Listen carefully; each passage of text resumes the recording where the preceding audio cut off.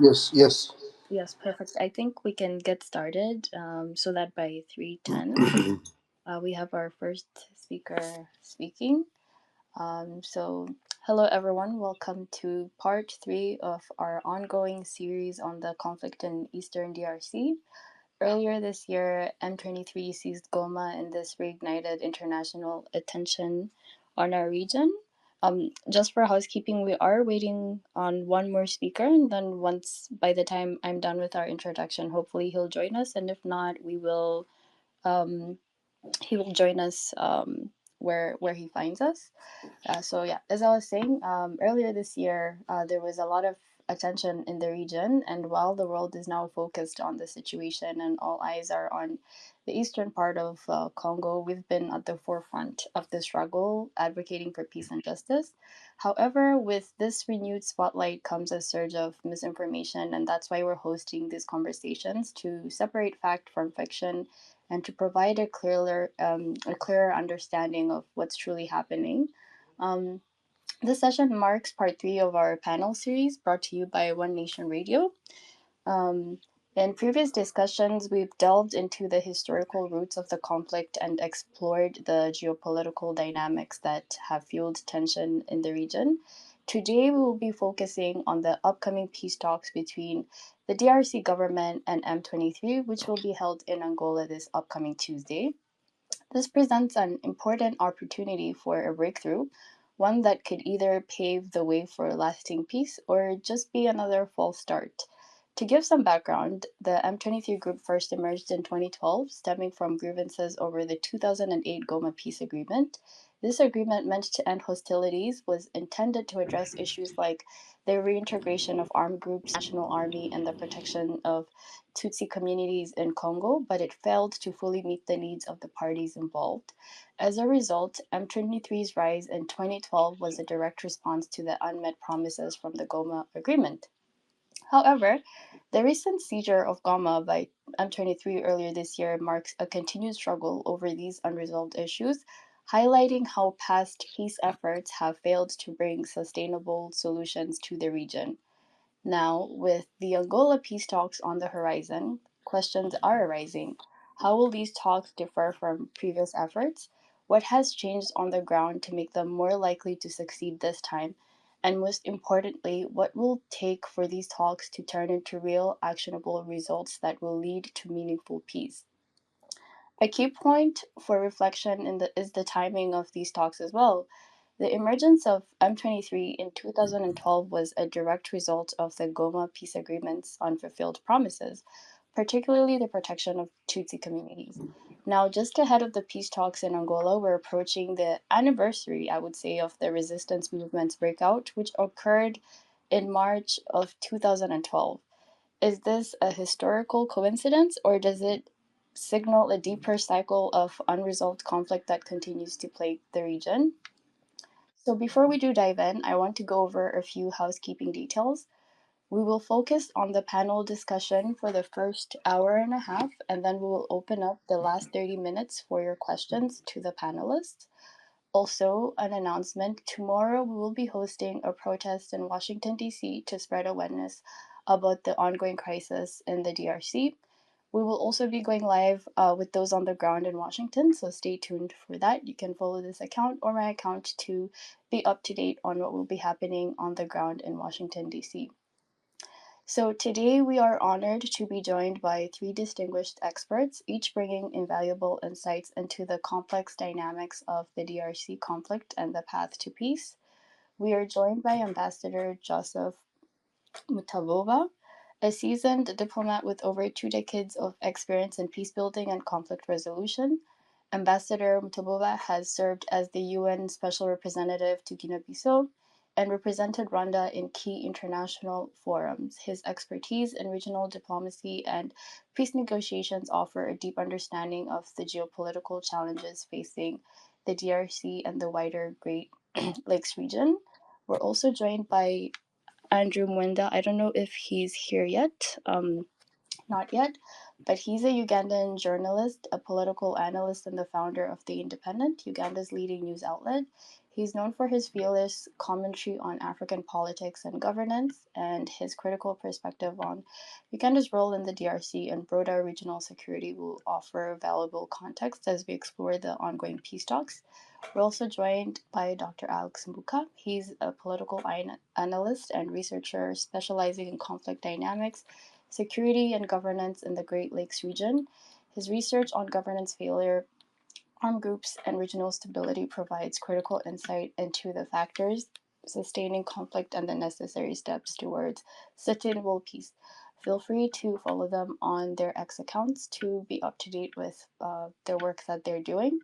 And so, to kick off, I would like to ask Dr. Alex Buka, given your expertise in conflict dynamics and governance, how do weak governance and the absence of territorial control contribute to sustaining instability in the DRC? And what role do you think the upcoming peace talks in Angola can play in addressing these fundamental challenges?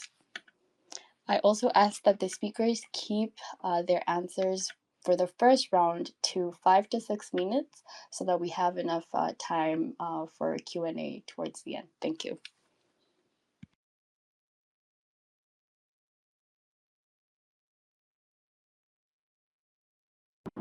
Oh,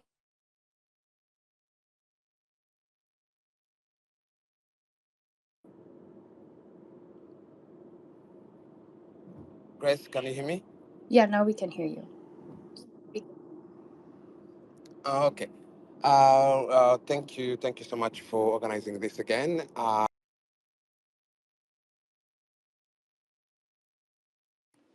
Alex, you're cutting off. We can't hear you. Can anybody else hear him? No, I think it's cutting. Alex, do you hear me? Yes, I can hear you. Okay, go ahead. Go ahead. Can you hear me? Yes, yes. Okay. Really, let me go straight forward to the two questions.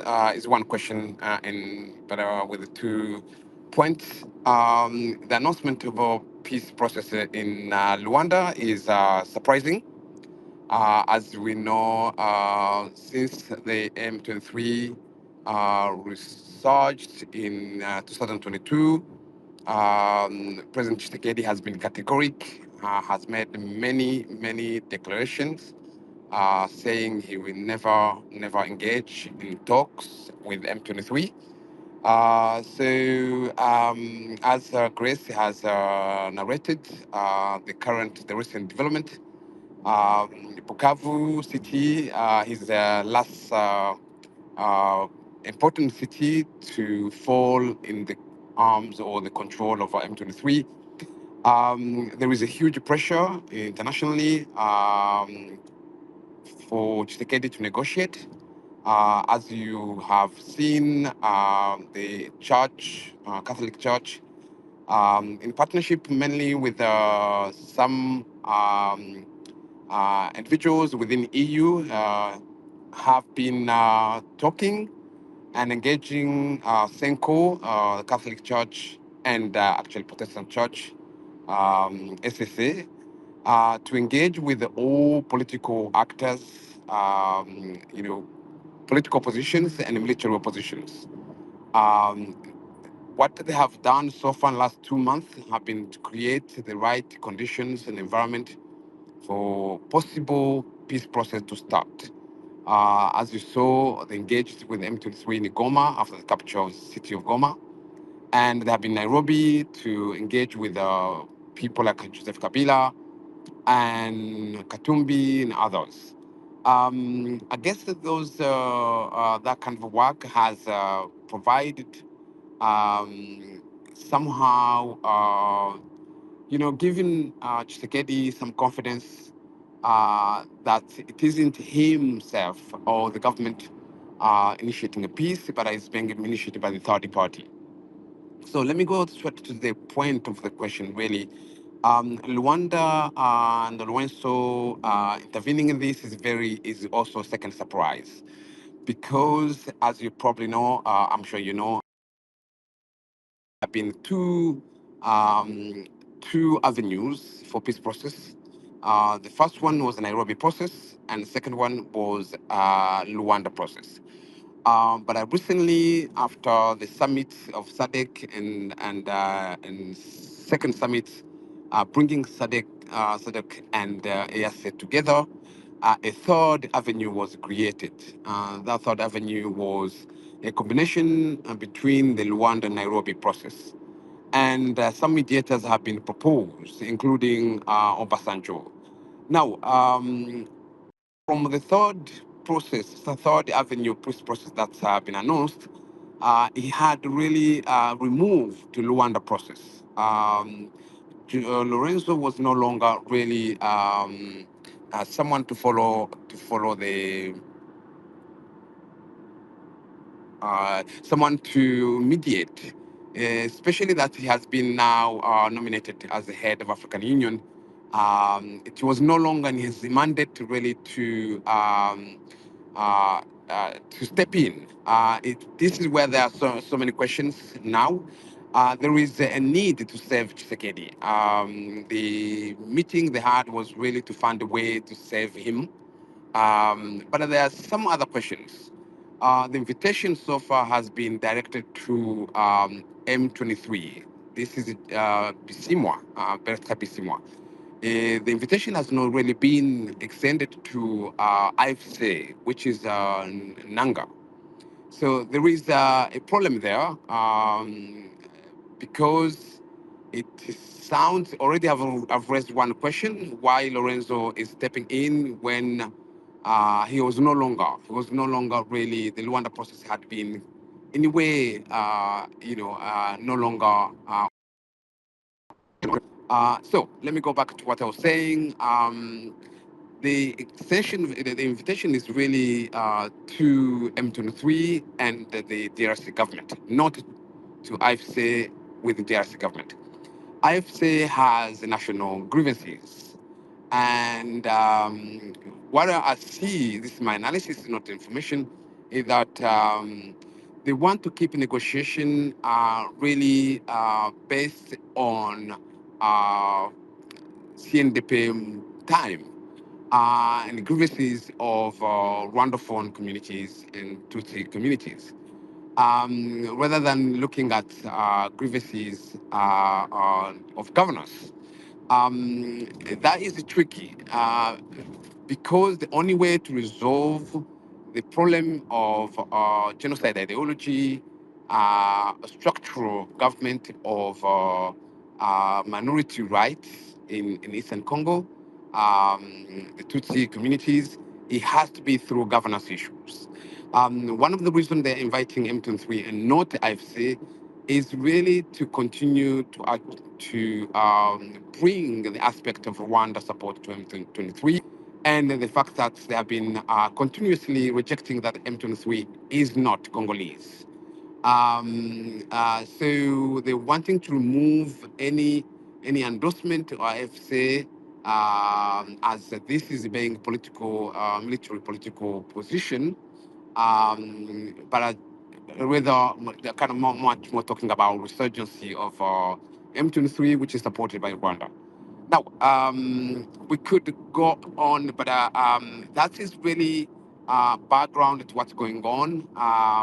There are so many questions there, and how this is, and whether it cannot be.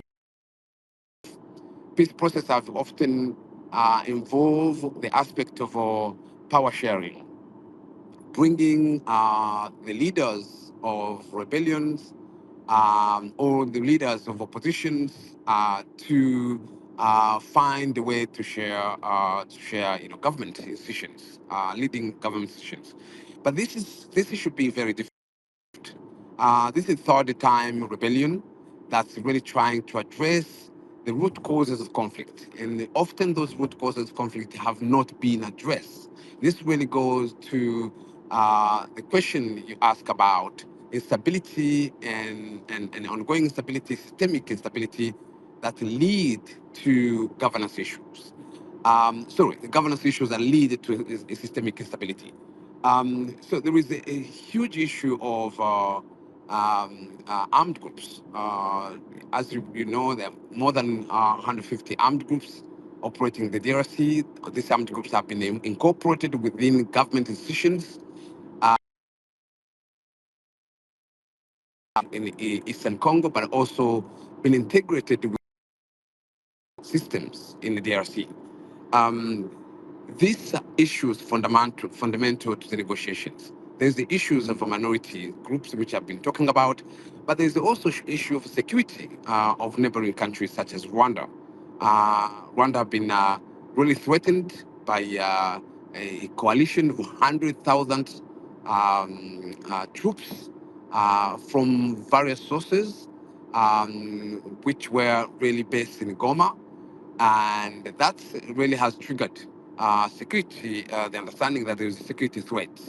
Um,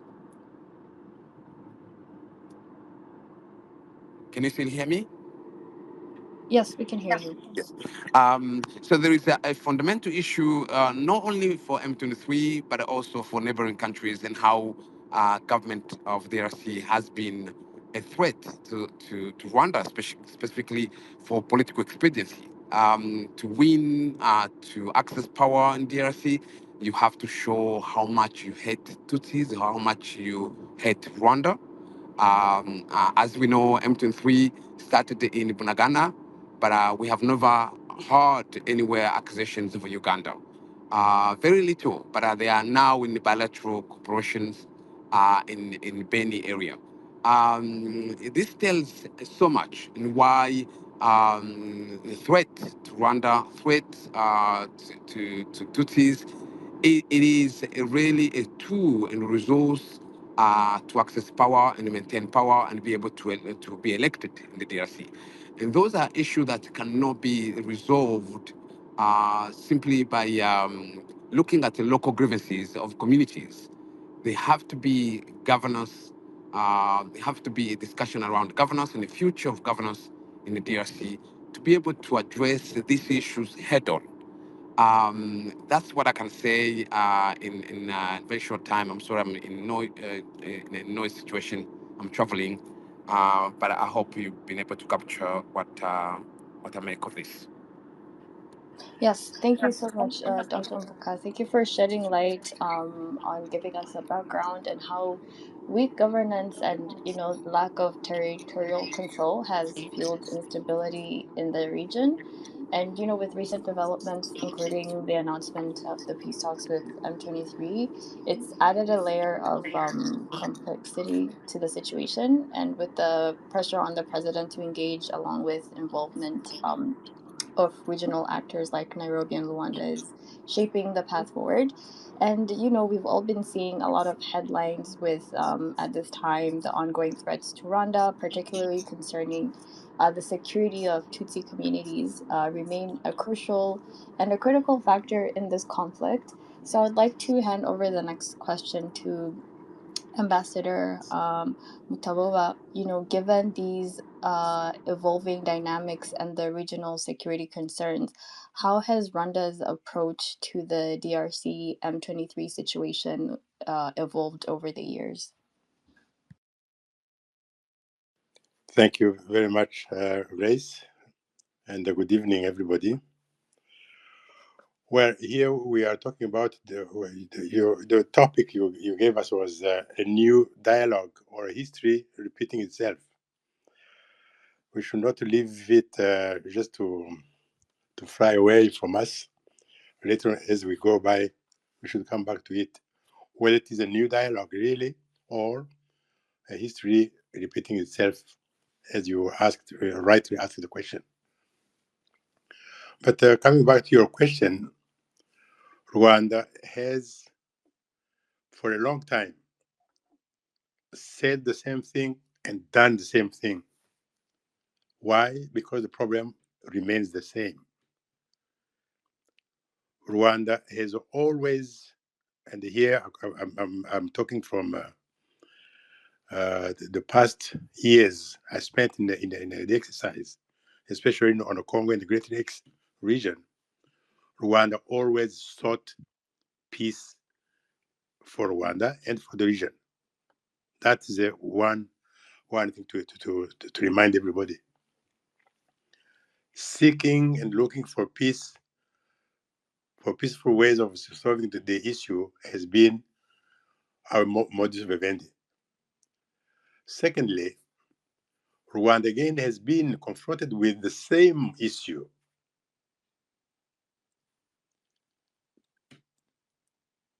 Its security at its borders, and security for Rwandans, and security for the region. Simply because 30 years ago, as you know, when the terrible genocide against Tutsi was perpetrated by the ex-FAR in Interahamwe and the former government at that time, those who committed it crossed, or were helped to cross, rather, very safely into what was known as Zaire that time, today called the Democratic Republic of Congo. From day one to today, and here I can defend it scientifically, from then to today, nothing has changed.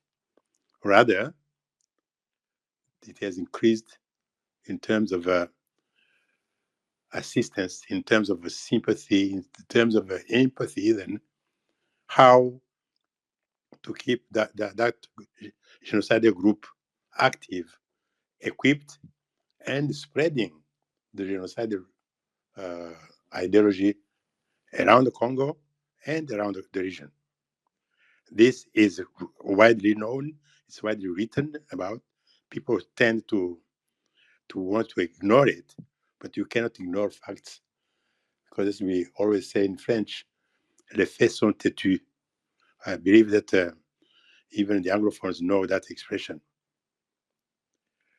So we cannot continue to beat around the bush all the time, repeating the same exercises as if nothing happened yesterday. The peace we are talking about, which has been lacking in the Congo, which has been lacking in the region, we know the causes, and instead of addressing them once for all, we choose conveniently to go around it and see how we can just dress them, to call them different names, to tickle ourselves and laugh, when actually we should not do that. The years I've spent in the diplomacy and in the active mediation and participation in this mediation, these dialogues, I've seen a lot. And I've seen a kind of a pattern which comes around and which turns around every day, every time. Even nowadays I'm retired, I still see it. I witness it every day. You tell people, here we are. We want to devise a system to bring peace for all. Here I'm insisting on a word, for all, not for Zaire, not for DRC, not for Rwanda, no, for all. For the two countries I've just mentioned, plus the names you can have for all the countries of the region, Greater Lakes region and elsewhere. It's a fact that now this has been systematically ignored and practiced otherwise. You hear people just saying sovereign integrity of the Zaire, sovereign integrity of the DRC, sovereign integrity, and never I've heard the sovereignty of the integrity of Rwanda and Rwanda territory. Never. Nobody talks about it. And yet, they know, we know, that's the problem. We cannot ignore for a second what happened to Rwanda in 1994. If you saw the victims,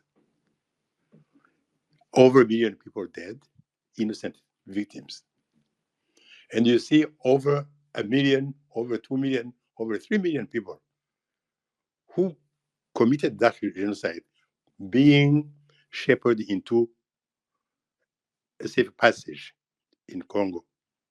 By who? You know, we've seen them. It was in a broad right. Armed and rearmed, fed and refed. Unfortunately, some of them died because of cholera and so on. That's another loss of life. Yes. But the issue is not to just sit down and cry over the deaths of people only. We have to be proactive. And remember, we have to solve the problem. So nobody is dealing with those root causes to make sure that other people, just besides Joseph, I'm already tired. Well, maybe retired, but not tired. But those who still have to deal with the same problem, year in, year out, it's not the right thing to do. It's a nonsense. So they tell you to look straight in the eyes of the problem itself. You look away. Why? Don't look away. Look at it. Even if you recognize that you are responsible. You recognize that you have had a say or a do in that problem. If you have caused it, no matter how many years ago, whether it is 145 years or less, it's still you who did it. It's still you who have to recognize that this was done. You may not repent. It's possible, because as we have seen. But at least say, yes, we drew these borders. The name of the country called Congo. Congo has found the Rwandan people, called them Banyarwanda, on the soil which was and still is theirs. Whether you call that country Congo and you separate them from their families, whom you are calling just Banyarwanda, and you separate them from the others who are in Uganda, and you sorry call them Abaganda, whether you have done this or not, recognize it is a fact. It's a historical fact, and we are dealing with the consequences of what was misdone that time. You can't just walk away and say, no. We call that in French la politique de l'autruche. You cannot. You don't hide your neck under the table or under the sand and make people believe that you are not concerned, you are not responsible, you can't do anything, it's none of your problem anymore. No. We have to be gentlemen. And ladies, sorry, I'm not being very sexist on that. So if the problem has been going on and on, and yet we have multiplied the meetings,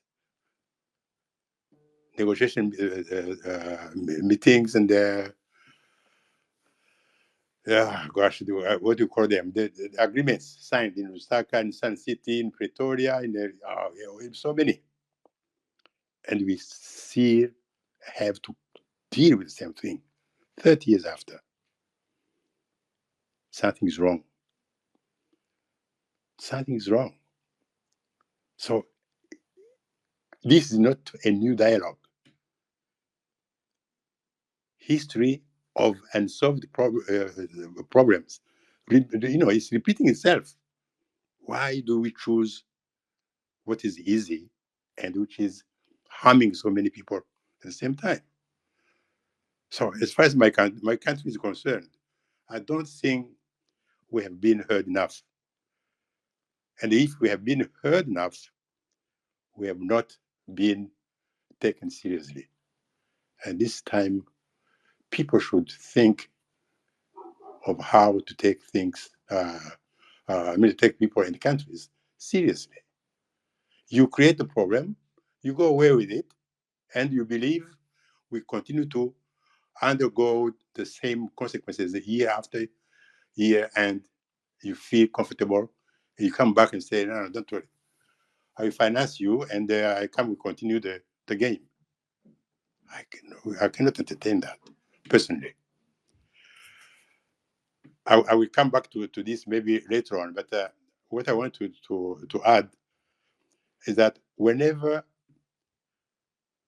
there's been a meeting on a Great West region, whenever there's been a meeting on Congo or Zaire, call it or whatever you want to call it, we have always said, do not try to skip one step. Face the origin, the root causes of the problems. That's the only way you can look at them and say, I cannot avoid them. I have to find solutions. And there are solutions. If you agree to sit down and talk, like I'm hearing at last, it's never too late. When I hear that Tshisekedi can sit down and talk to his people, it's wonderful. It's never too late. But once you do, you should be able to do it in a very diligent way to make sure that we don't come back again year after year after and so on to solve exactly the same thing. It has to be some kind of accountability and to make sure, once again, that we do not look outside the people. We have people who are suffering. We have people who need development. When I see what goes on in Zaire, in DRC today, it's not the same country I know 50 years ago. No. The only thing which I found there, which is repeating itself, is the lack of leadership, is the lack of good governance. We have to address this issue as Congolese, as neighbors, as people of the world who want positive changes in that country. Otherwise, we'll be just entertaining the wrong music. Thank you. I'll come back later.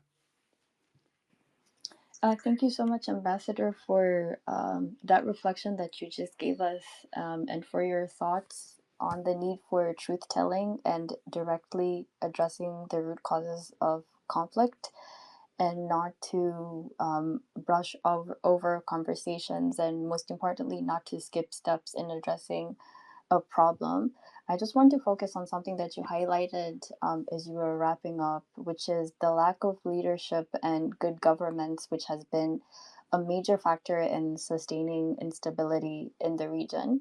And given this, what role do you believe regional organizations like the East African Community and or the African Union should play in resolving the conflicts, and how can they step up their efforts to promote effective leadership and governance within not just the DRC, but also across the region? Because you also did mention something very important. We don't need to look outside of ourselves to come up with these solutions.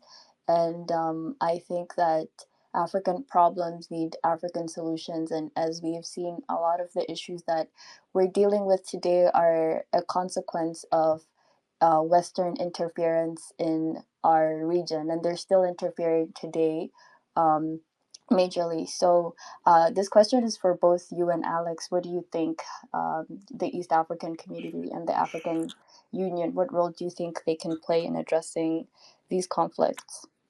Well, Grace, I think we said charity starts at home. Mm-hmm.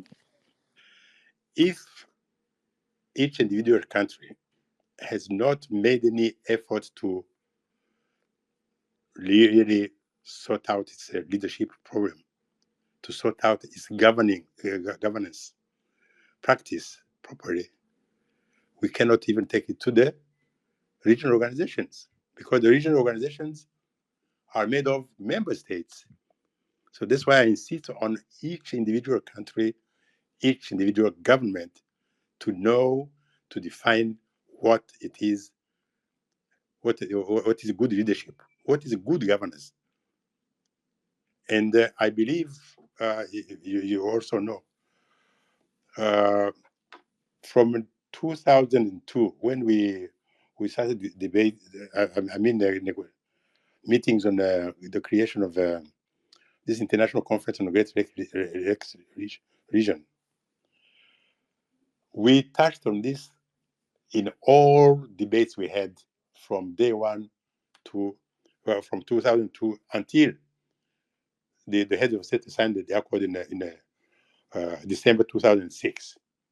We did insist on democratic processes. How do you engage in the democratic process and think of improving your population's life? How do you do that? Secondly, how do you, as a government or as a head of state, how do you cater for the security of your people? Because sometimes people they don't give a priority to that, and yet they know as much as we in Rwanda know. We know the price of security, what it is. If you cannot secure your give a sense of security to your people, they will never be able to concentrate and do any work for development. They cannot. So we have talked about this one, and the final accord which was signed in Nairobi catered for that one, and we said, okay, now that every country has what the heads of state have signed for, then we can refer to the contents of the whole agreement. It is written, and we were even asked, by the way, to get it translated into the national languages of those countries, 11 countries that signed the accord. Because we had understood the same way you are asking the question, we had understood that leadership and good governance and development and security were points very, very crucial to look after all over. So if you do say it in English, it's not my mother tongue.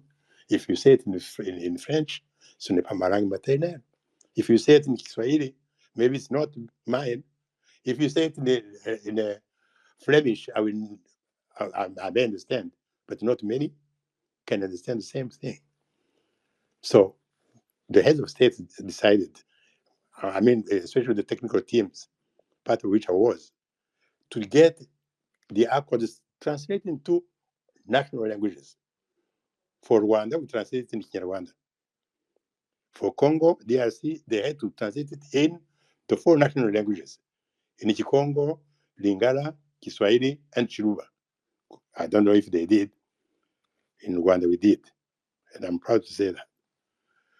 So if each individual country has understood what the head of state signed with his colleagues, then, and if everyone has shared it with the population, then there is a sense of accountability.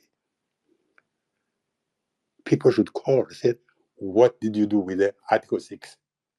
What did you do with this and that? So we have put everything in place, and I can assure you, the heads of state signed a very comprehensive agreement. It contains everything. We don't have time here. Otherwise, I could just take you into different articles to show that we cater for every single aspect of the problems we have today. And to conclude on this one,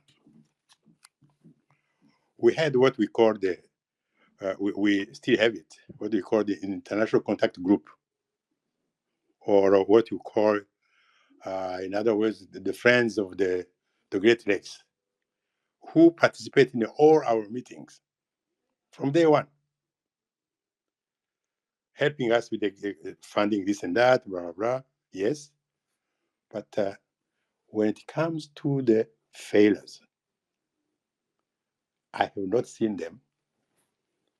I have not heard them, but I hear the different narratives all along. Why? You call yourself Friends of the Great Lakes. You call yourself the group of contact of the Great Lakes, but you only participate in drafting the communique, reminding us to have to to follow the human rights and the humanitarian law, blah, blah, blah. No, no, something is wrong. You can't have one rule for you and one rule for us. Be consistent at least. If you chose to be a teacher and to teach me about human rights, why don't you stay around and say, sorry, my student, I taught you wrongly because I'm not practicing what I taught you. That will be more adequate to solve the problems of this world today. We cannot just continue this way, you know? Sorry, carry on. No, no, you're good. Thank you so much. Alex, Dr. Alex, are you still here with us? Yes, I'm with you. Yes. Would you like to add to that? The question was directed to both of you. Could you please remind me the question? I was somewhere uh, with very limited connection. Yes. The ambassador highlighted on, the lack of leadership and good governance being a major factor in sustaining peace in the region, and he also touched on having African solutions to African problems and not looking outside. And so we wanted to switch the conversation to what role we think regional organizations like the East African community and or the African Union should play in resolving the conflict, and how can they step up their efforts to promote effective leadership and governance within the DRC? Hmm. Thank you. I've often argued that a decolonization of Africa will begin by creating homegrown solutions and avoiding consistently seeking external intervention. And the DRC has been I would say the kind of the leading examples where solutions have always depended on outside. And actually, problems are homegrown, but solutions are externals. Um, I've tweeted many times, kind of really challenging the international actors, international communities, to stop babysitting the DRC, especially when the problems created internally are really around the failure of better governance, weak institutions, and incapacity to regulate social relations between communities. It isn't just incapacity, in actually willing political will or political methods to steer conflict and divisions using rhetoric of us versus them as a tool and political instrument for political for governance. So not only that there is a failure, but there is also a sophisticated culture of tribalism uh, that's really triggered by political actors at national level. And such a cycle of practice has really much more became much more stronger in the last 30 years. Before that, we had the kind of what may seem as a stable government, but this was during the Cold War time when Mobutu was almost a police or someone who's kind of holding the hub of Cold War politics in Africa and serving as someone who ally in terms of U.S. and international security agenda in Africa. So I do not necessarily call the 32 years of Mobutu as a stability. When he was weak and the international community was no longer needing him, he also used the same practice which I've just described of putting communities or tribes against one another so that you can be able to create attentions.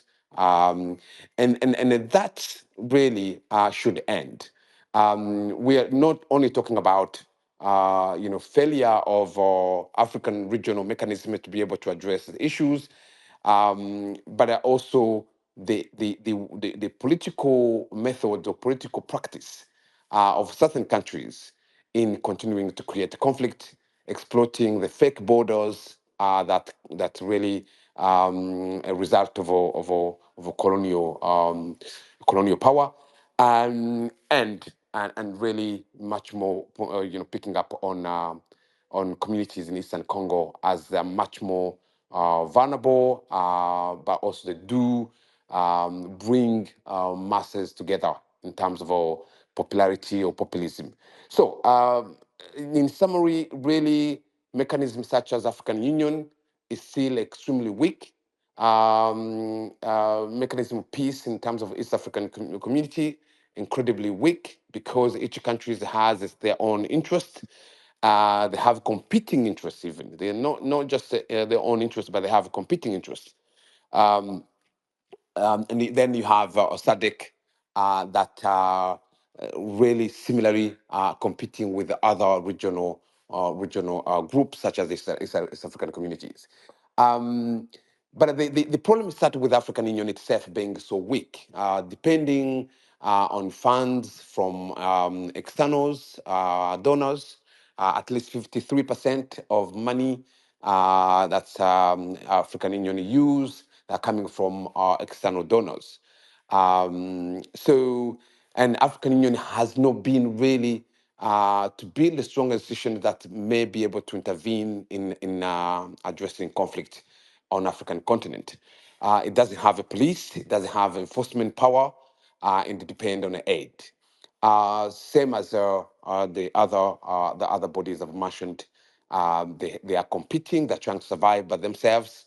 The examples of today with the Congo, and the issue between Congo and Rwanda, we saw that Tanzania was divided. East African community was divided. Sorry, because DRC and Tanzania, they are part of SADC as well, and SADC was part of the conflict in terms of supporting DRC against the rebellion, the Congolese rebellion. We saw Burundi being part of the East African community, detach itself to sign a bilateral cooperation with the DRC. And the remaining countries were really, Uganda too was signed the bilateral cooperation with the military cooperation with the DRC. So, and Rwanda being in conflict with DRC. So the only country that were remaining was really Kenya and South Sudan. South Sudan having its own problem with the conflict, and and really Kenya that really no knowing what to do, being just alone. So that is the problem of this African mechanism. They are not institutionally strong. They are not economically strong. They are not politically strong to be able to address the issues in Africa.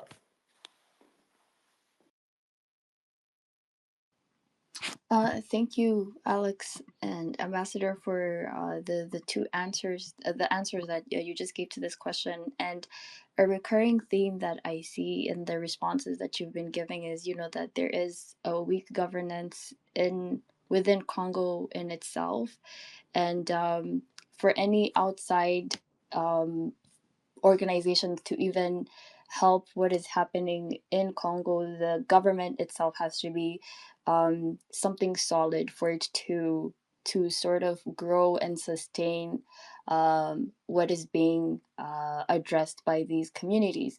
And so if we do see that there's weak governance and there's competing national interests within the regional organizations, um, many might question, obviously we don't think that these bodies are capable of effectively addressing the crisis.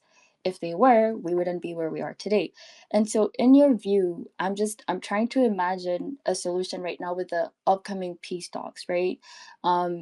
In your view, given the limitations of these organizations and given the weak governance of the Congolese government, what alternative solutions or frameworks might be more effective in resolving the conflict and promoting lasting peace in the region?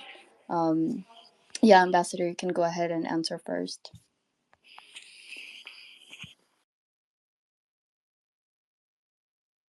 Does Congo need a revolution? I'm just, like, because obviously we would have to like address everything from scratch, essentially, right?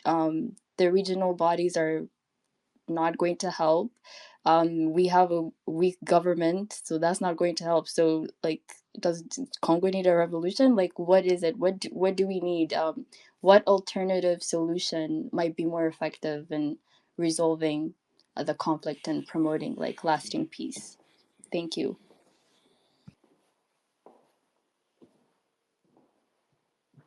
Oh, I see. He got booted. Alex, you can go ahead and answer it as I bring him back. I think he was having connection issues. Okay. Um, I think a lasting peace would be really a solution that depend on the government of DRC. For once, taking responsibility of its own failures. I know you did include that in the puzzle. That is an actor that we've just been analyzing and showing its limitations and failures. But suddenly we have to go back to the DRC and the question its own responsibility, because peace and sustainable peace in DRC is the beginning of really everything else. Economic growth, security for the neighboring countries, which has been persistent. Um, Government of DRC being stable and being able to manage ethnic, the conflict between ethnic groups, and not necessarily really locally induced, locally triggered. They are, central government induced. Today, among those armed groups that we talk about, some of them are owned by politicians. In the DRC, to be able to influence at central government level, you have to have a huge community support. For example, your own communities in the region where you come from, your own tribe, you have such a base that will make you influential and being able to access political power, and you'll be able to steer elections toward the candidate. Secondly, you have to be someone who can cause trouble enough to be considered as an actor. And by being considered as an influential actor is on a negative aspect. So there's a influential negatively and influential positively. And thirdly, you have to be someone who can be able to convince the various actors who are opposing a regime, to be able to convince them in certain ways. For example, with now the coalition going on, if you are someone who will be able to find a solution, bringing everyone together so that you can be able to manage or sustain the regime, then you are someone who can be able to act. And there is this huge problem of what they call in French la transhumance politique. At central government level, there is no integrity, so actors can move from one party to another. And all those issues are really at the basis of what causes the conflict everywhere. I should have mentioned the other way to influence. You have to own an armed groups. If you own armed groups such as Codeco, such as financing ADF, then you are killing so many people enough. So in my research, whenever I've been able to engage with some kind of a warlords, they'll be asking, am I doing enough? That am I being noticed? Am I being written about? So will they call me, invite me to negotiate as well? Simply because I've killed so many people. So that is really not only governance issues in the DRC, they're part of our practice of how DRC is, and no one else will come to address these issues. The solution has to be Kinshasa government to own its responsibility and stop um, stop being really trigger, being inducers of conflict, and especially the underlying issues of the right of Tutsis communities in Eastern Congo. Yes, they are minorities, but they have been the root causes of political identities. Sorry, the political, the ethnic identities has been for the last 30 years has been at the center of conflict that we have seen. So it is no brainer. You don't need to do anything else. Yes, of course, there is an issue of Yeken Teke in the central Congo Central. And then you have issue of Lendu and Hema in Ituri, but they're all the same. They are not different to the issue of Rwanda phone in Eastern Congo. Same as in Katanga with the Baluba cat or Baluba, the issue that happened in 1990s. Katangese against the Baluba of Kasai, it was similar around ethnic identity. Of course, the Tutsi the problem of Tutsi or Rwandan people is much more the biggest issues, but any other conflict are similar, are or have a similar type of drives, have a similar type of aspirations. So the solution has to be getting all the regional actors. Now this is much more positive. It's not, kind of taking you into cycle. It's getting regional actors such as the African Union, such as the East African Community, and SADC, all to come together. And of course, internal actors such as Senko and the SSA, and all of them to recognize what are the root causes of conflict. Not a political issues. It's not about power sharing. It's about rights of minority ethnic groups. Thank you. Thank you, Alex. Ambassador, I don't know if you have anything else to add to that. Yes, thank you, Grace. I just want to come back to this point. It's very important to me. When we talk of the Tutsis, the Hutu, the Twa, the Baluba, and so on. Can you hear me? Yes, I can hear you. Okay. Yeah. So here we are talking about ethnicity.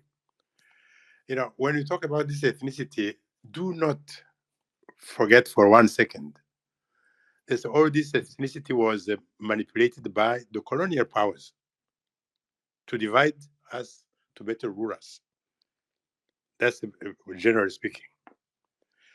If it worked for them then, 145 years ago, why can't they use it today? They will still continue to use it to divide us even further. And here comes what I said earlier. Each individual country has an obligation to know what they want, to define the problems they have, and to find solutions or to devise them so that they can say, yes, we have faced our problems, we have found solutions, this is how we can do it. Then each individual member of a organization can go to the same table with the peers and say, this is what I think of A, B, C, D problems. Then they collectively can look at the solutions from each country, each member, to find a solution. To say, out of 36, we can choose 10 African solutions we believe can work for all of us as an organization. That can be a way of doing business which can help a lot. Continue to dwell on ethnicity and the way it has been devised by the colonial masters. It will never take us anywhere. When you talk of revolution in Zaire or in DRC or in Rwanda, or wherever, the revolution is to think out of that box. Step out of that colonial box and think of something which suits you, which suits us all.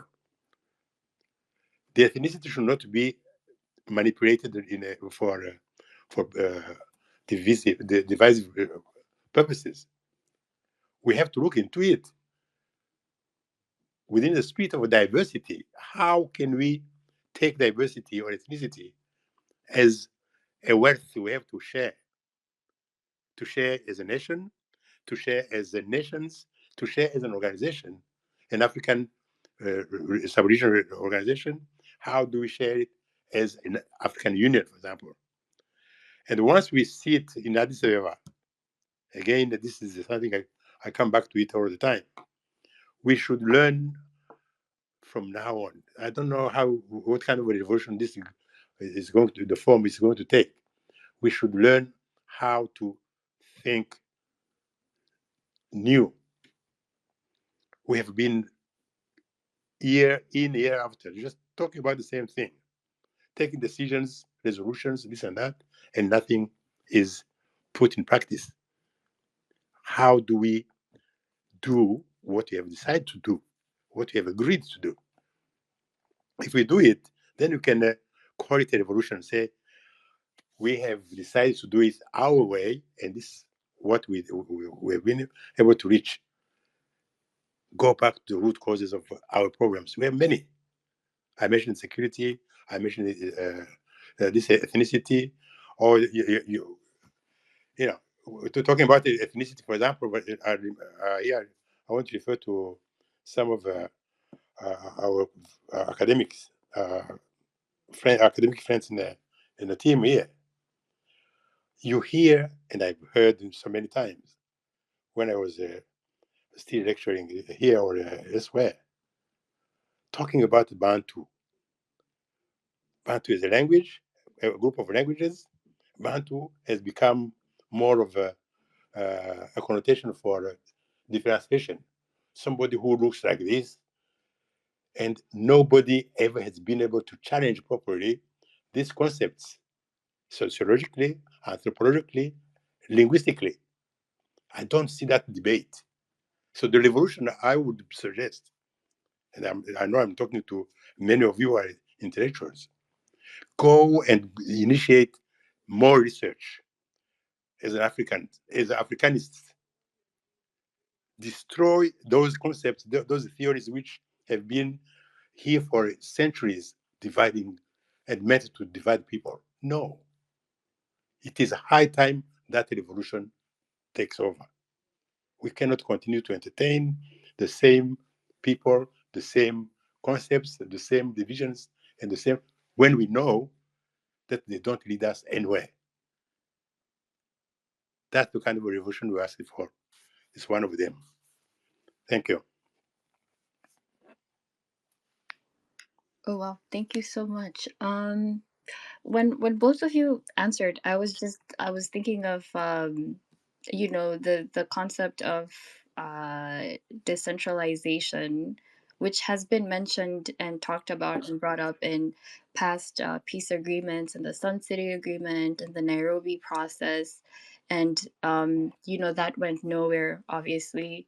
And given the vast size and complexity of the DRC, where you have local governance structures that are so weak and marginalized.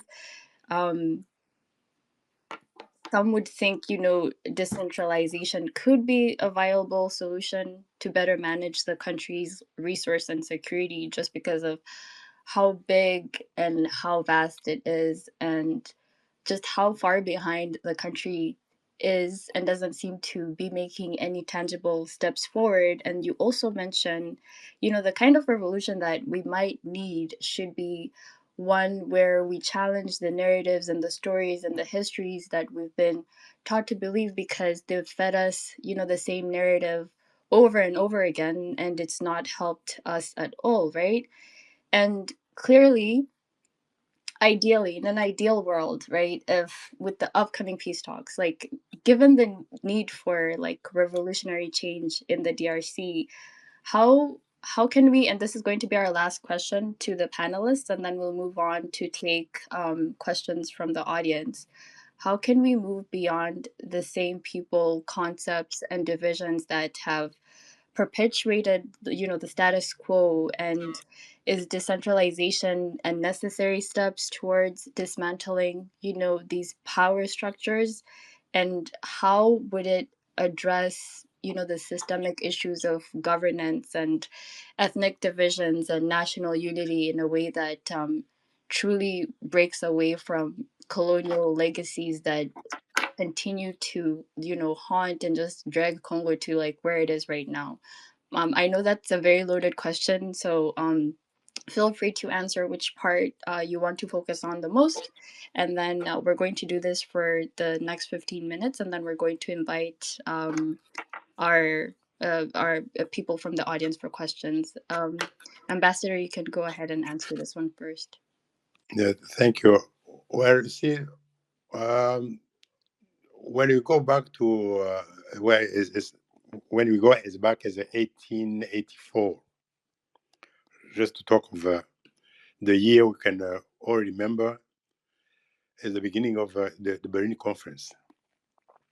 I'm not talking about the slavery years, which are far behind that. Let's take it to 1884 and back. None of the African countries, none of African people could, was invited to sit around the table with the colonizers of that time. 140 years later, today,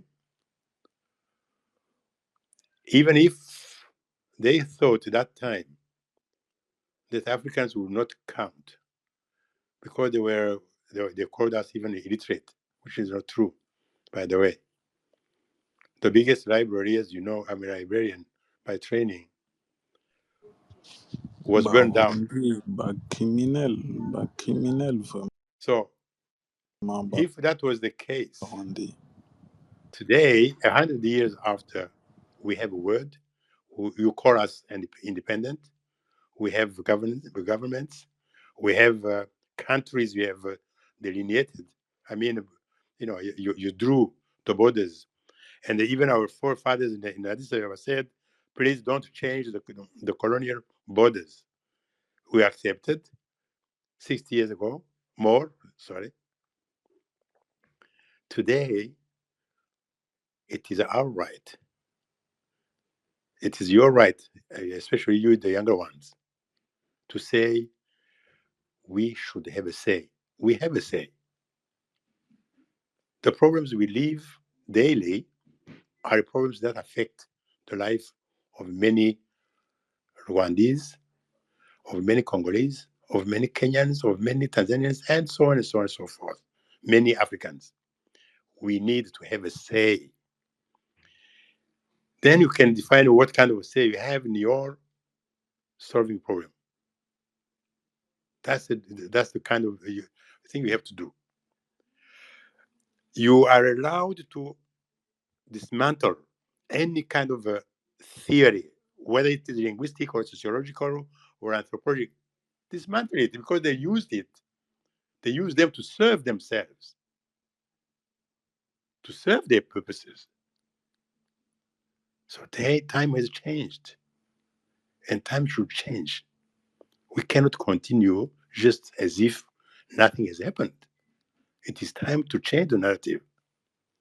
Of course, they can keep the narrative, one quoting each other. I wrote this 150 years ago, then whoever else comes after quotes me. Why? Because it's convenient to perpetuate exactly the same nonsense. Time has come to scientifically address the issues in a proper manner with justice and fairness. They will resist for sure. They still resist even today, but they know they were wrong. And that's why most of them don't even want to talk about it. They don't want to talk about it because they know how shameful that was.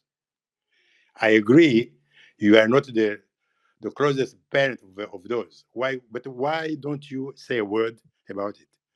Why don't you go and open your archives and find me a copy of this document which did this and that? No, they don't want to talk. They don't want to talk about it at all. They will wait for day D and say sanctions against Rwanda, sanctions against Congo, sanctions against Namibia, sanctions against... No, that's easy. And again, also, another revolution. You know, when we have meetings, I mentioned a few, when I mentioned the Nairobi agreement, for example, and all the meetings, whether it is the OAU, African Union today, we always have the Friends of Africa who hang around there in a corridor. Today, they're lucky they have smartphones. Just calls and say, "Oh, the representative of Angola has just said they are going to organize talks between Tshisekedi government and the M23. What do we do? Say no." Then they start disagreeing. I talk about something I know. I've been in so many international meetings. More of that happens in the corridors. In the corridors. This should change. And nobody else is going to change it unless we do. Yes, you invite them. Yes, because they have funded you. You are polite enough. Continue to be polite. It's a good manners. But do not accept to change your course of governance, your course of revolution, your course of changing positively because of the few coins that they have given you to organize a meeting in Addis Ababa. No, don't. That's another form of corruption. And we fight against corruption. You have to give a good example. The youth are here looking at us. And one of them asked me, a young boy, asked me, say, "Ambassador, what? But you seem to be contradicting yourselves. You tell us not to accept bribes, to accept this and that, but we are told that this and that seminar has been, financed by whoever." And then you see an army of them in a meeting, not necessarily to take advantage of the good lessons from it, but to influence the narrative. It's a pity. We cannot ignore it. I'm an old enough. I'm talking about what I've seen, what I've lived. Those who are much younger than me, it's a stand the fee. I'm defying you. It's time to do it, to go and change for your future generations. Otherwise, you continue to accept anything. They tell you you are a Tutsi, you are a Hutu, tribes. He said tribes. They even went further, say races. So you can't even define the difference between a race and the ethnic. You can't find it, Then you turn around and say, "Oh, hang on, I've lived in the UK for 41 or 42 years. I have good friends from Wales, from Scotland, from Ireland, but they don't call themselves tribes. Look at the definition. Go in the dictionaries. Why do you accept that it applies to you, not to anybody else in Europe, for example? Why? And yet, we consult the same dictionaries. Why do you call them something else and you call me a group or an ethnic group or race? No. So Tutsi, Hutu, Twa, as tribes, as ethnic groups, those are Belgian made. It's colonial made, and you don't seem to. Yeah, you don't seem to be bothered about this. It is a disgrace. It's terrible. It will follow you. The narrative will continue to be refined and refined even further to make you feel different from somebody else you've been growing with. You have to kill him or her. You have why? For how long more? That's the revolution you have to go through as a younger generation. Thank you. Thank you so much for that answer and the reflection that you gave us. We wrap up and head into our Q&A session. I also just do want to point out that, when you look at issues like this and even instability in Africa as a whole, the system is functioning exactly as it was designed to keep Africa and its people dependent while reinforcing structures that, work against them. So and this requires a shift. To disrupt this, we have to disrupt the structures, the ways of thinking that we've been taught, rejecting the status quo and demanding, government systems that serve people and their needs and not external interests. So I do want to invite our first question from Denise, and then you can direct it to the ambassador. The rest of the speakers had to step out, but I'm sure he can take all the questions. Yeah, thank you so much, Tantine in One Nation, Oh, and I Denise, want your to thank. volume is kind of low. I don't know if it's just me. Do you hear me? Denise, can you raise your voice? Yes, actually, it's the same as well. I'm not able to hear you you're very low as well. Are you able to hear me Yeah, we can hear you now. better? Yep, kind of. Yep. Okay, so I'm gonna raise my voice. You hear me? Yeah, we can hear you. Ambassador, can you hear her? Yes, just let her come closer to the microphone. Okay. Do you hear me now? Yes, come Okay, closer. all right. So, first of all, thank you so much, Ambassador, to come to this space to answer some questions, and your insight is very helpful.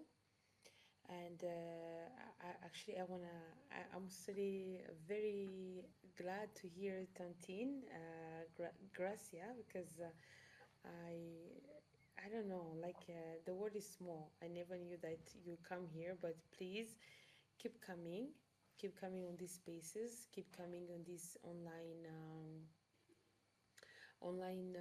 what can I say, wars, because it's very important that you came here, especially as you are Bunyamulenge, so it's gonna really help you to fight for your people. So please keep coming, keep coming. So my question is to Ambassador Joseph. I heard when Tantine Garcia, when she was asking, what is the alternative,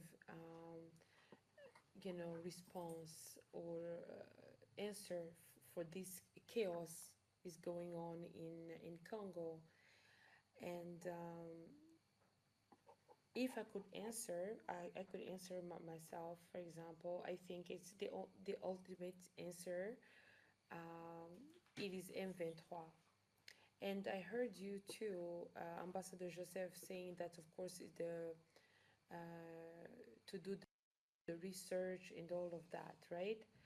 But the physical response, the immediate, immediate answer right now, which can help us, because the genocide ideology is more, it doesn't have boundaries, right?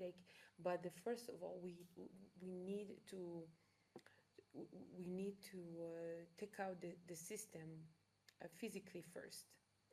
So my question is, Ambassador, don't you think it's time right now, when, for example, we're hearing some question like what Tantine Garcia just asked right now, what is the ultimate answer for what's going on in Congo? Don't you think it is now the time to say without apology that the answer right now for this chaos, this terrible genocide ideology is M23, M23 FC? Don't you think it's time to say that without going back and forth, without sugarcoating? Thank you. Because I believe the answer is, for me, if you ask me and I can answer, is M23. The answer is M23. Thank you. That's my question, Ambassador Joseph. Thank you. Thank you, Denise. I think that the proper response would be to the government of Congo, because they are the ones who have the key to the solution. I mean, to solutions. They have to, when you talk about the physical response, one, they should wake up and take responsibility of their own people and their country, to know and remember that the problems are theirs and them alone. There's no point of scapegoating Rwanda or somebody else to feel good that no, the problems are not mine anymore.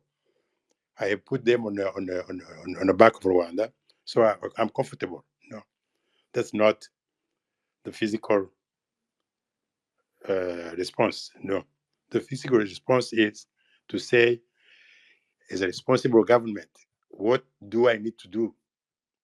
What are my obligations vis-a-vis my people? And secondly, what are the root causes of the problems we have? What are the root causes of the problems we have been having all these past centuries?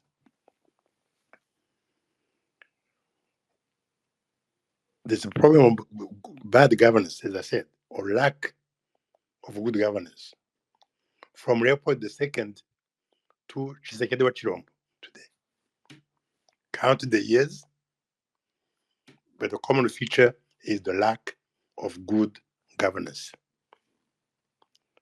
So the physical response is stand up and address that issue. How do you improve on good governance? If you are stupid enough not to understand what it is, go and learn, read, find out. It's not rocket science. If it has been successful in Rwanda, in Botswana, in wherever, go and get it. Learn from your own peers. Thirdly, among the problems we have in the DRC today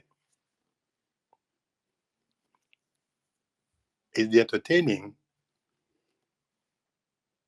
and twinning with the genocidal forces. Well, physical response. Dissociate, associate yourself from them. That's one. And call it a day. Say, I don't want to be associated to FDRR anymore. I know I have them in my army. I've got them in my Republican Guard.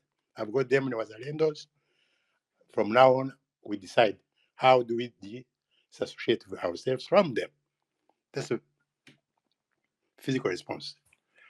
And then next, you have to face it. How do we disarm them? Do it. Well, we have armed them. How do we disarm them? How do we tell them to slightly just go ahead, go aside, leave us alone for the sake of finding solutions?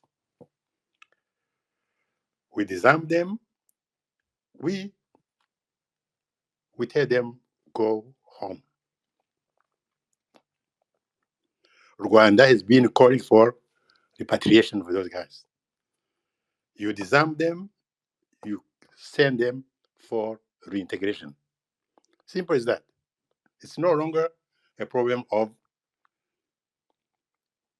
Congo. I'm glad just recently they've started sending a few. Yes, do it now, Hamas.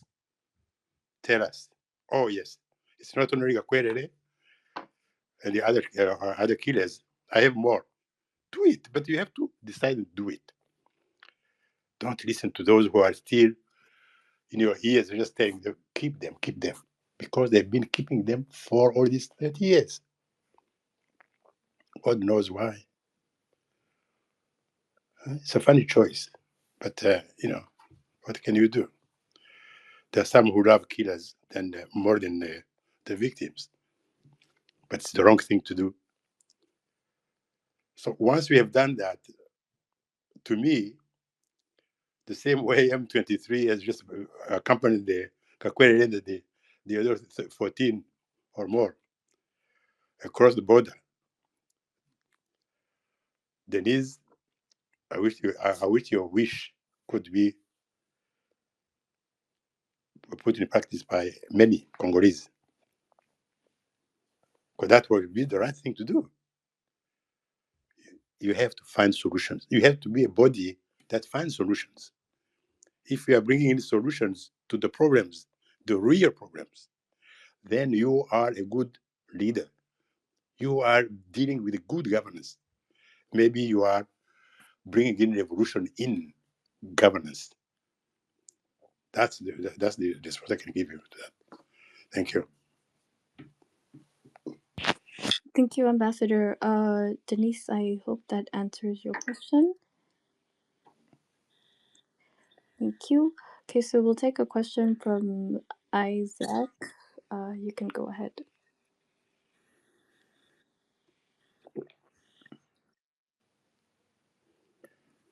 Isaac, are you still with us?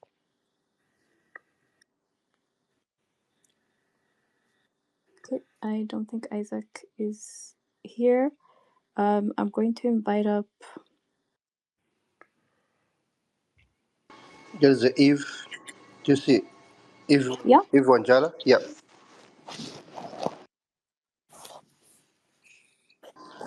Eve. Yes, 13 and Ukweli Times. Thank you so much for holding this space, and I'm glad that listening to Ambassador Joseph and the former speakers, Alex, um, I kind of got the gist of the discussions, and I'm glad that even as we speak about finding the root causes of the problems in Eastern Congo, we are also trying to find solutions that would be sustainable Sorry. and lasting. Eve, sorry. Sorry. Eve, do you hear me? I Yes. do Oh hear yeah, you. thank you. So I just, if you don't mind, you're from Rwanda, you're from Kenya. Just introduce yourself. Yep. Thank you. Okay, thank you so much. So, my name is Eve Wanjala. I'm from Kenya. I come from the western part of Kenya, just at the border with Uganda. I have the same lineage with the people of Uganda and also with the people of Eastern Congo. Our languages are the same, aside from Swahili, even our local languages are the same. So I have a lot of family, and also, part of my family has married from the Kivus. So it's for me, it's something that runs closer home. Further to that, I've been in discussions regarding peace and security in the region. I have had the privilege to be in conversations and rooms, regionally and also at the African Union, trying to find the solution for this conflict from all the way from 2022 to the present. And I have seen a lot of talk, about political solutions and what's driving this conflict, who are the actors.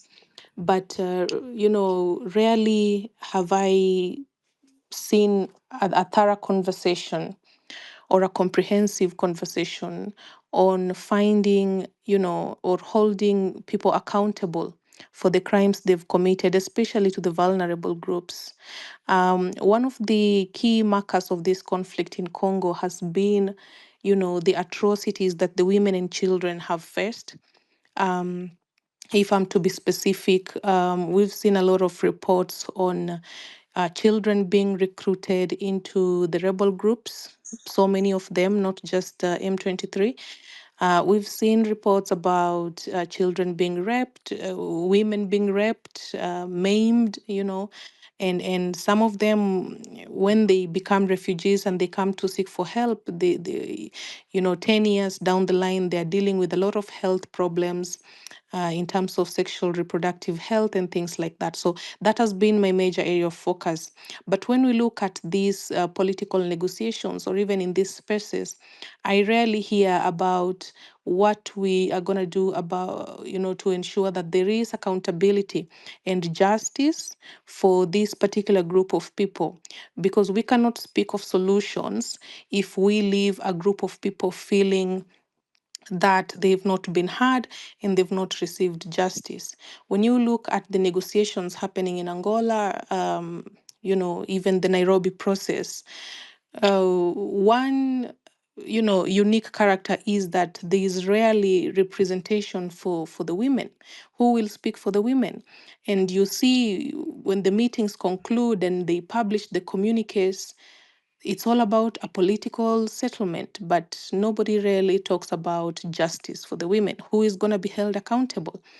You know, who is going to speak to these women groups and tell them and assure them that even as we're looking to resettle people and to solve this, political problem, we're going to take care of you, because, and my question to Ambassador Joseph would be, how do we ensure that even as these meetings take place in now we are hearing about a meeting in Harare tomorrow, a ministerial meeting that is being held jointly by the ESC and SADC.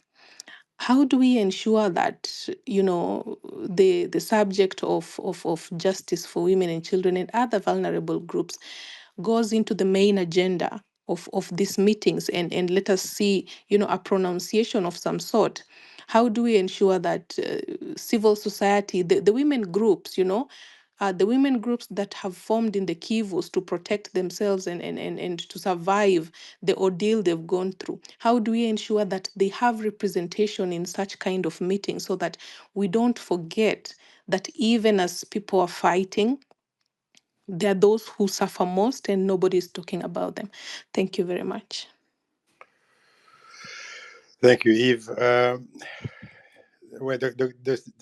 really the concern is very wide and it's very shared. But the answer is simple.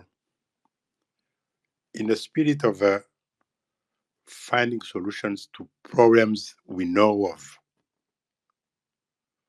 we should simply call it, how do we get the good governance we referred to before to make sure that there is justice for all? Because we are talking about justice for girls, for women, for and so on. The civil society, yes, I accept the details. But if I've set up a system of governance, if I have to make a choice, I do not start with the children until the elderly people. No. I say, what kind of justice suits a good, a well-governed country? What kind of a system of justice does my country need? Then you put it, you talk about it, and you call those involved in. Then you call the children, you call the women, you call the youth, civil society, everybody. You consult everybody. Once we have consulted everybody, it means whatever policy you are going to put in place will be addressing the issues of each and every one of the groups you are talking about. So that's why I would prefer to say, how do we set up justice for all? And we do it in that framework. Then we can go inside the country and say, now that we have the lines of justice for all, this is how we are going to do for the children. This should not be done. This should be avoided. This is what needs to be done, and so on and so on. Then you precise and you attribute each role to to each group. You give them a role, something to do. Otherwise, it will be very tedious work to start with the small groups before that. Do it the other way around. How do we put a proper justice for all in place, and then ask the Ministry of Justice to go down with everybody? How do we dissecate it? How do we detail justice for everybody to reach Group A, Group B, Group C, and so on? That's the way, that's the methodology forward. Thank you. Thank Thank you. you, Ambassador. So we'll go ahead and take a question from a Peacemaker, a Pimugabo. So just quick housekeeping information. We're going to give 30 seconds for your questions just because we have 15 minutes left for our space. So we're going to be giving you 30 seconds to ask your questions, and then the speaker can answer. Thank you. Okay, thank you, Tantine. I don't have many things to talk about. I just want to talk about ideology, bad ideology of Hey, Peacemaker. racism. Peacemaker, Yeah, please, can you introduce yourself? yeah. I'm Patrick. I'm from Congo. Oh, thank you so much. Go ahead. Go ahead. I'm from South Kivu. Thank you. Minembwe. And we just ask if you are asking a question, you ask your question. And if you're going to make a comment, say you're going to make a comment and keep it at 30 seconds. Thank you. Yeah. It's a comment, only 1 minute. Okay, thank you. I see how bad ideology grow in many parts of Africa and Europe, America, and I see politicians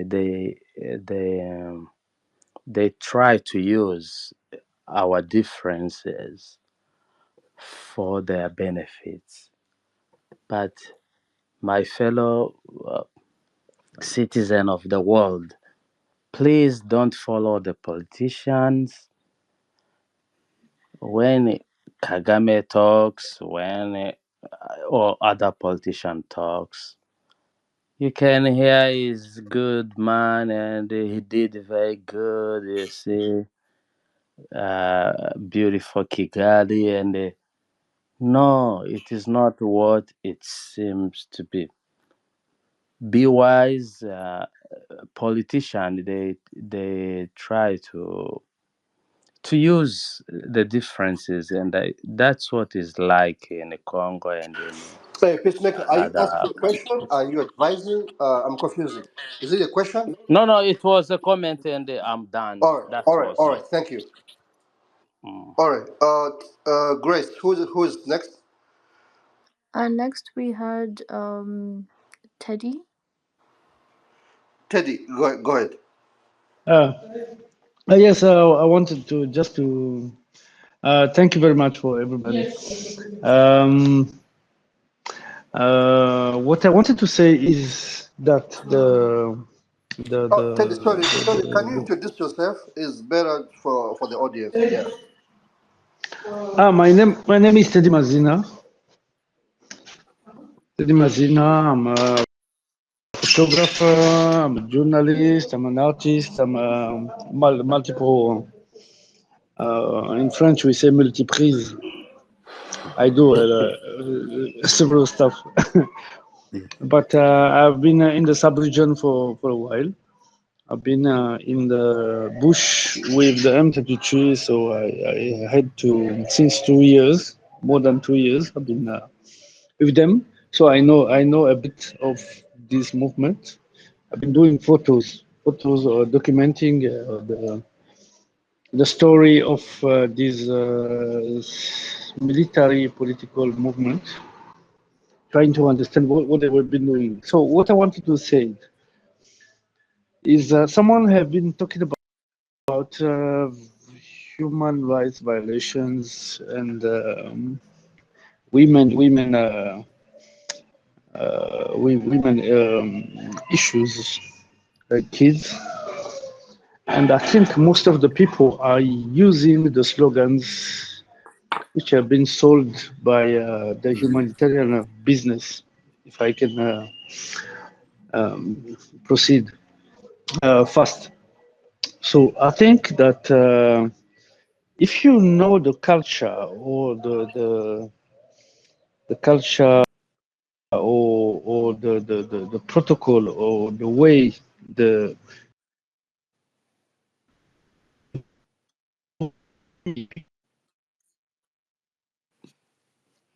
We lost you.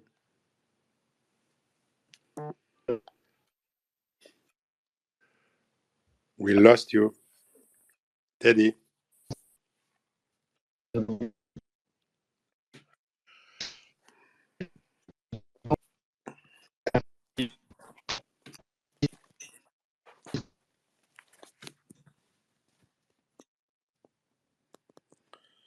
Mazina, you have been lost today.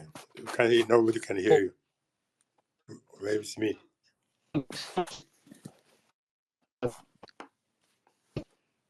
it was done some books which were written by on the Hey, Teddy. I think we lost you. We can't hear you. Maybe you can fix your network. the Teddy. Oh yeah, yeah. Teddy. We lost you. RPF, Grace. Do you hear him? the I've been you I can't hear him I think either. I think we can drop him down. We can bring him back maybe so because he doesn't listen us maybe. Okay, let me do this. the All right. All right, Teddy. Sorry, I had to remove you. Is he still speaking? Grace. I think Yeah. there's some sort of echo feedback happening right now with the network, and it sounds like Teddy is still trying to talk. I tried. Okay, I I think tried to remove. it's good I now. tried to remove him from the speaker as a speaker. So okay, I think. Teddy, if you hear me, you can come back. Teddy, if you hear me, just fix your network. You can come back. I think yeah, Teddy. Yes, Teddy, you can come back. I had to remove you as a speaker, so you can come back. Uh, Good. Yeah. Grace, I think we have like 10 minutes left, right? 10 minutes. Yes, we do.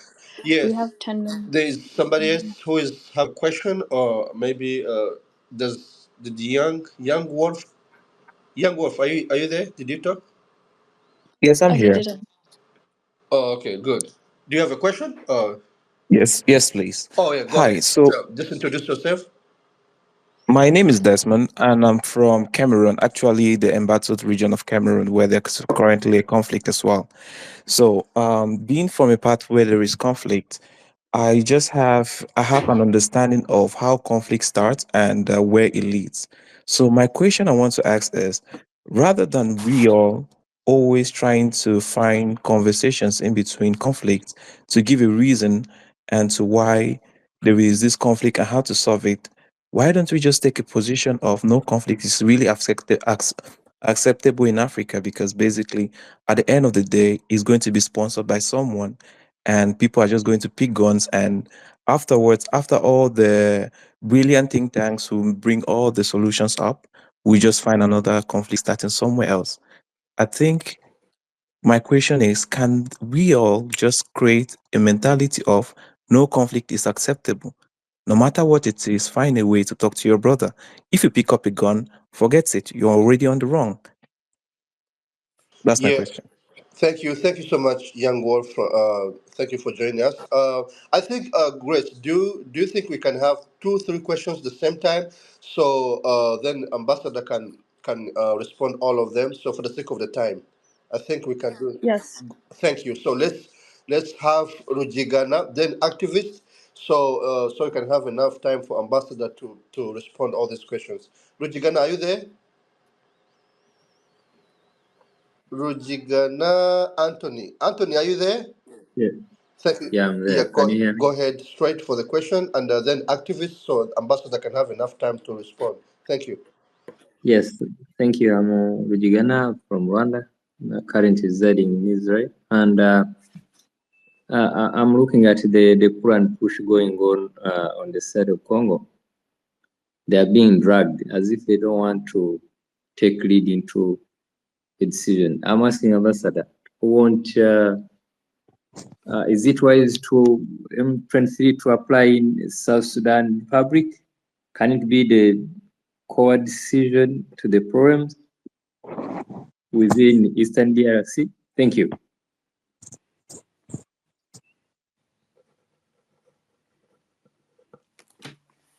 Was my question tabbed? Where? Yes, it was. So we're going to take the last question from activist Will Thank you. Shuti, and then the ambassador will answer all three questions at once. Thank you so much, Tantin, for giving me this opportunity. But I didn't have a question or a comment. I just wanted to ask whether Madame, the lady who just spoke here, Eve Wangela, is still here. I listened to her. I had a chance to listen to her in another space. She might be just getting strayed by a false narrative that is circulating around, and I just wanted to, if she could follow me back, so we can maybe share the. Is she still here though? Is she still here? Because she's involved in a lot of discussions in in different rooms in East African community and everything, and it looks like she just have no information whatsoever Okay.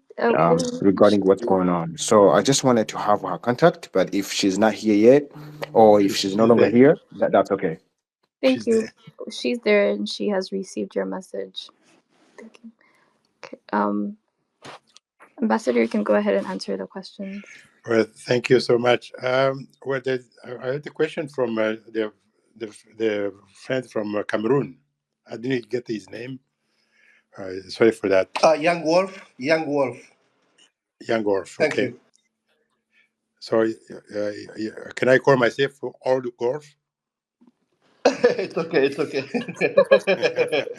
Yeah. so, so you see, if you look at the whole positions of conflict or non-conflict, it all depends on talking to one another. Talking to one another. This is an exercise. It's a daily exercise. It's a culture you have to create. When you have issues, let's start from the family. Talk about the issues you have. And once you have talked over it, you don't need to fight. You don't need to abuse each other. No, not at all. So yes, you are right. If we can create that non-conflict atmosphere, that's even better. That will be it's one of the conflict resolution approach. In mediation, usually I use such kind of practice also. and show to people that you should not have quarreled in the first place had you done A, B, C, D, X, Y, Z. So people just create problems because of the lack of communication. Communicate, exchange, and let people exchange. Let people talk. Because if I don't tell you what I think, you will never know what it is. So give me a chance. If you give me a chance, then I will say, this is what the problem is, and this is what I believe the solution should be. That way, you and I will not wait for the French, the British, or the Belgians to come and say, hey, you guys, I know your problems, and I have the solution to them, as they have been doing it even today. So learn and teach how to communicate and talk about the problems we have as Africans, from the family up to the higher office. If we don't talk about our problems properly, we will find it easier to put them to somebody else's body back and say, "Oh, these are not my problems. Actually, they are Rwanda's problem. Like what's going on in the DRC. It's easy that way. Oh, it's not my problem. It's Rwanda's." And you repeat the narrative, you echo it, you spend money to get it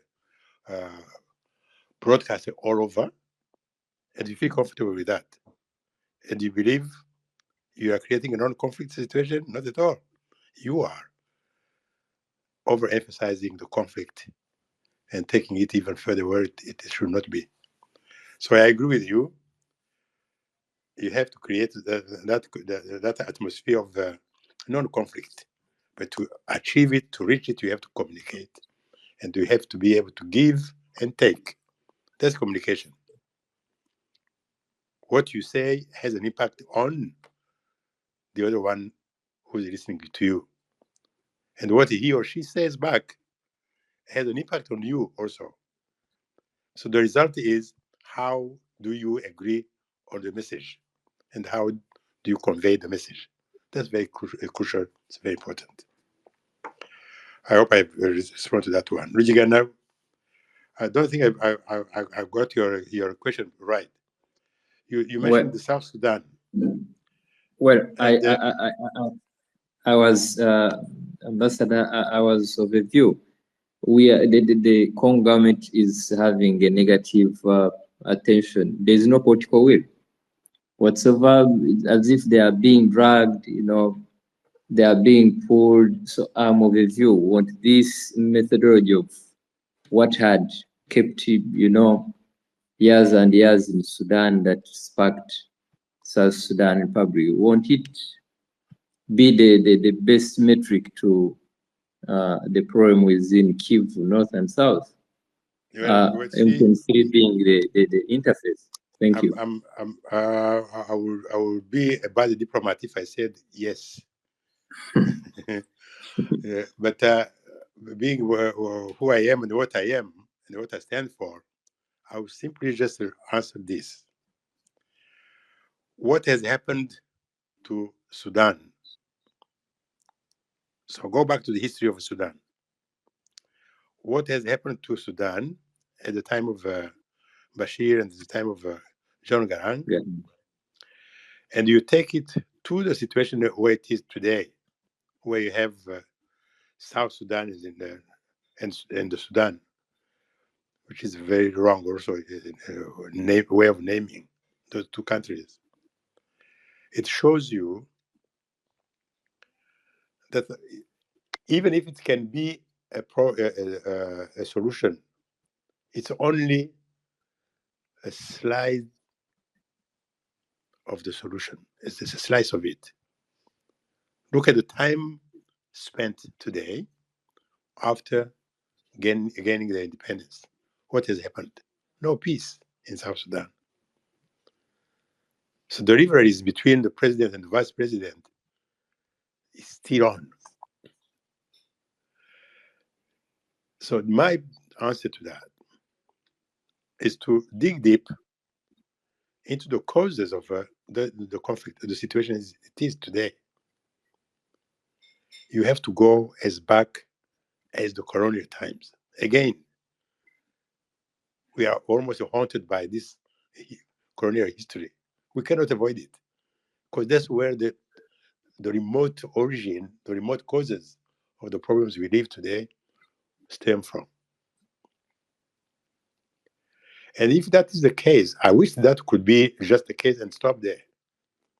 But it doesn't stop there. The same people who have been mingling and messing about in internal affairs of the colonies have continued to do so for some sort of interest here and there, be it in Congo, be it in Sudan or South Sudan today also. Because people don't want to move. People still cling on what they found there years back. They cling on what they found cannot belong to Sudanese, cannot belong to people in the Kivus, cannot belong to Congolese in general. It's ours. We have been exploiting it. We have been finding it. We have been searching about it for the last century. We cannot leave it to go and slip between the fingers of our hands. That is a problem. Those who have interest in the South Sudan or in Sudan, those who have interest in the DRC, those who have interest in Africa, they don't want to give up because what they found, what they were looking for, or what they found at that time and got is still needed and still even wanted 100 or 1,000 times more today, more than yesterday or 150 years ago. So that's the reality of facts. We cannot ignore it. Even if they just, they show you to be obnubilant and sleep like an alcoholic. Don't ever wake up and say, life is easier, life is better. No. The same people who have the same interests, and the interests have even grown 1,000 more fold. So just be vigilant. You have to be vigilant. Because you see, on one side, we say we cannot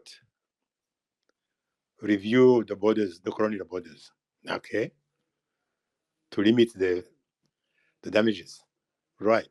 But that's one side story. Because the owner said, no, the way I divided them, I continue to benefit from that. So what do you do as a responsible government, as a responsible set of governments? Here I'm talking about now the whole group of 55 countries in Africa. They should be able to say, no, leave us now. We know what to do. We know how to do it. We know the problems. We know the solutions. If we need the help, we tell you, because international relations are there for that. But you cannot come and dictate what I have to do every day, every year, every century. No. We have grown up. We are no longer the babies of the 16th century. That's the bottom line as far as I'm concerned. So, yes, you call them, take the example of Congo. The people you call them Rwanda, they have to go back to Rwanda. How did they come? The borders came to them. They exist before the country was called Congo. Before that country came to them, they existed there. They lived.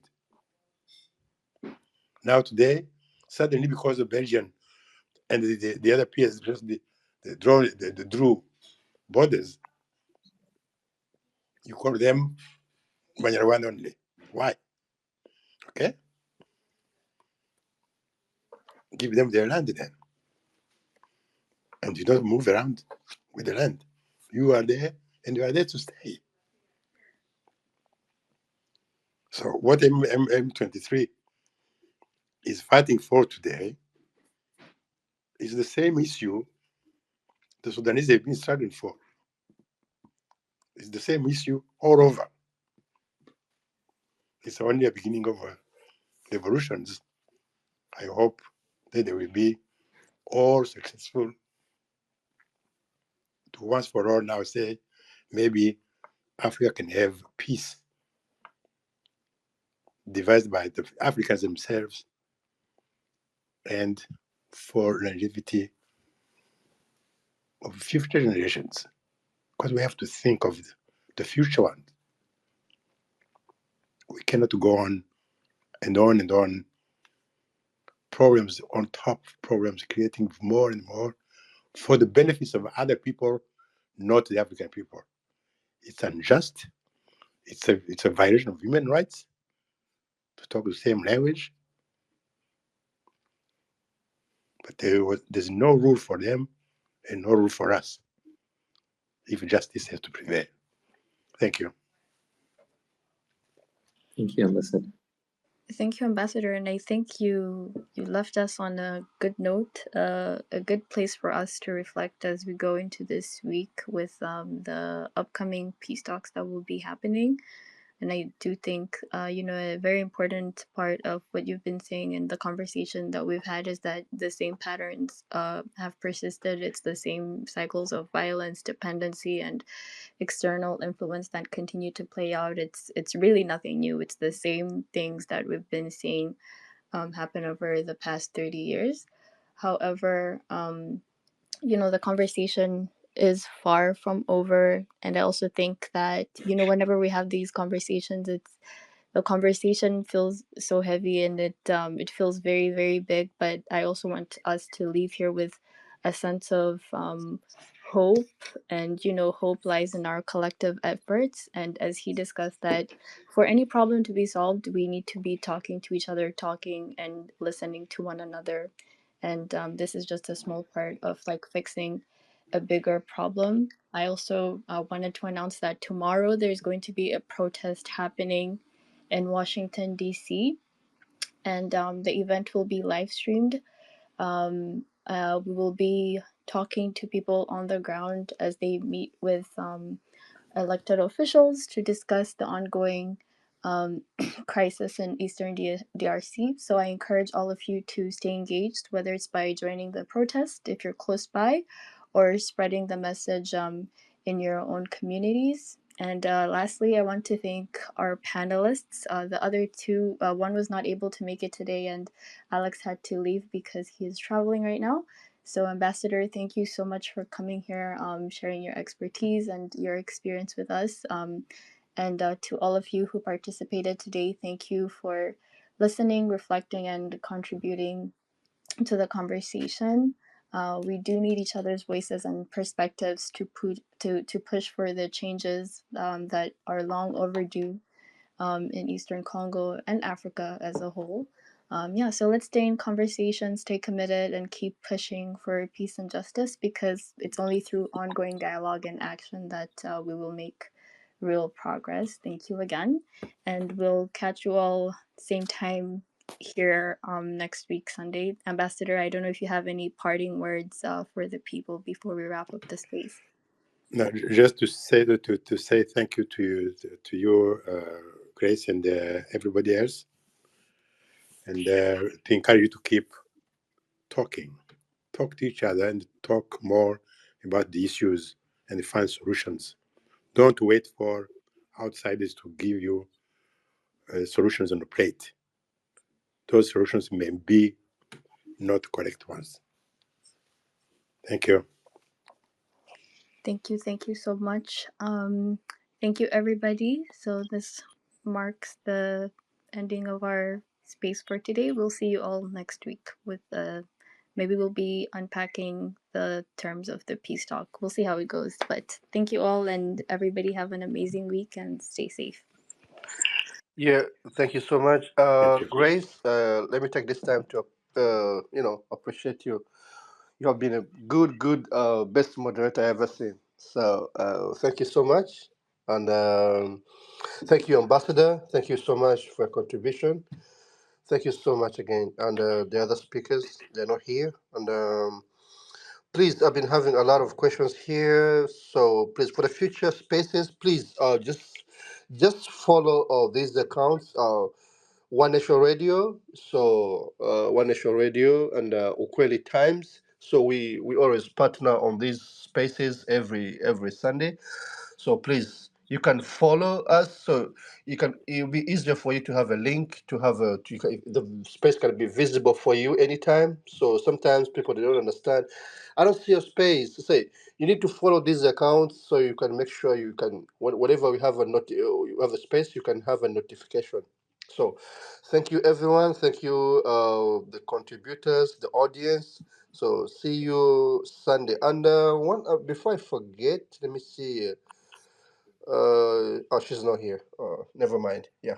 Thank you, everybody. So, and thank you, Grace. And see you next Sunday. Thank you. Bye bye. Bye.